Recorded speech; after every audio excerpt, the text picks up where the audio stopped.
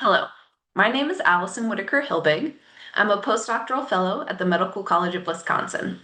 Today, I'm going to briefly highlight some of the main findings from our manuscript. Higher heart rates during locomotor HIIT are associated with gait asymmetry and fatigue after stroke. This is an ancillary analysis of the HIIT stroke multi-site randomized control trial performed at the University of Cincinnati with Dr. Boyne, the University of Delaware with Dr. Darcy Reisman, as well as the University of Kansas Medical Center with Dr. Sandra Billinger. Co-authors also include Dr. Kiersten McCartney from the University of Delaware, Dr. Jacqueline Palmer from the University of Minnesota, and Dr. Sergey Tarima from the Medical College of Wisconsin. The main objective of the primary HIIT stroke study was to assess the optimal training intensity comparing high-intensity interval exercise to moderate-intensity continuous exercise, as well as the minimum training duration needed to maximize improvements in walking capacity in individuals with chronic stroke. The primary analysis, published in the journal JAMA Neurology, reports that in individuals with chronic stroke, locomotor high-intensity interval training, also known as HIIT, can improve walking speed and endurance more than moderate-intensity continuous exercise. The vigorous cardiovascular intensity, defined as greater than or equal to 60% heart rate reserve, achieved during HIIT, may also be an important factor in addressing post-stroke deconditioning and secondary cardiovascular risk. However, some individuals post-stroke with greater motor impairments may be limited in the physical ability to walk fast enough to perform vigorous intensity, while deconditioned individuals may not be able to walk long enough to maintain vigorous cardiovascular intensity. Therefore, the objective of this study was to identify specific baseline walking characteristics that may influence the ability to perform at higher cardiovascular intensities.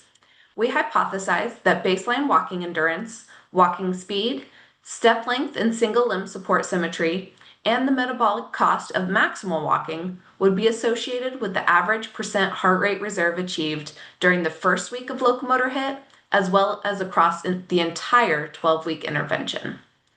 The full HIIT stroke methodology has previously been published in the journal Trials.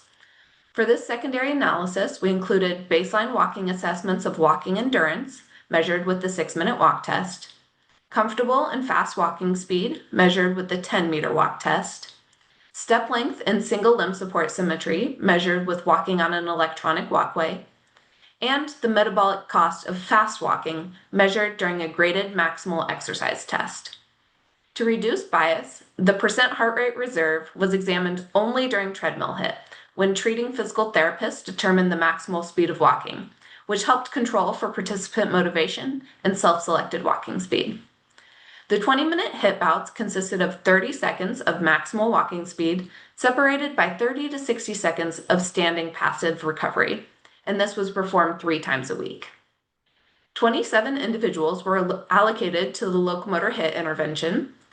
During the first week of HIIT, we found an association between reduced baseline step length symmetry and a higher average percent heart rate reserve performed. When controlling for covariates, we also found that lower baseline fatigue was associated with a higher average percent heart rate reserve. However, no baseline walking measures were associated with the percent heart rate reserve achieved across 12 weeks of HIIT, even when controlling for covariates.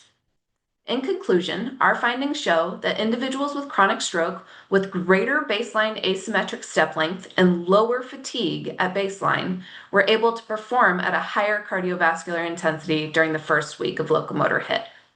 As the locomotor HIIT intervention progressed and individuals post-stroke had improvements in walking endurance, walking speed, and fatigue, which was previously reported in the primary analysis, baseline factors no longer contributed to cardiovascular intensity across the entire 12-week intervention.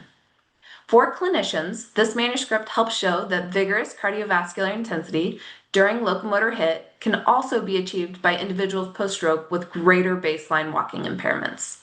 Additionally, continued practice of HIIT improves the ability to achieve higher cardiovascular intensities. As a clinician, the ability to predict whether someone may perform higher cardiovascular intensities during locomotor HIIT may be difficult when using only these clinical measures. Therefore, future studies examining the heterogeneity of baseline impairments and physiological factors associated with performing higher cardiovascular intensity during HIIT are essential next steps for a personalized exercise prescription approach for all individuals post-stroke. Thank you for listening, and we hope you enjoy reading the full article published in the Cardiopulmonary Physical Therapy Journal.